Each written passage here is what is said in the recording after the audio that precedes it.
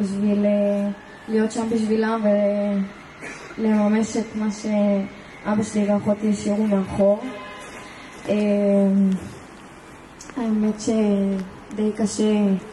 לדבר עליהם בלשון עבר, אבל אני בטוחה שאם הם היו פה עכשיו הם היו ממש שמחים על המעמד הזה וגאים ורוצים לראות את ההתקדמות ואת ההצלחה של כל ילד וילדה מיוחדים. אני חושבת שכל ילד וילדה כזאת שהם באים לעולם הם מביאים איתם סוג של ברכה שאין באנשים נורמליים ורגילים.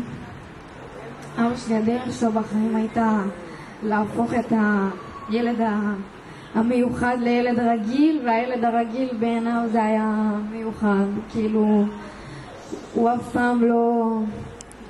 לא עשה השוואה, הוא תמיד ניסה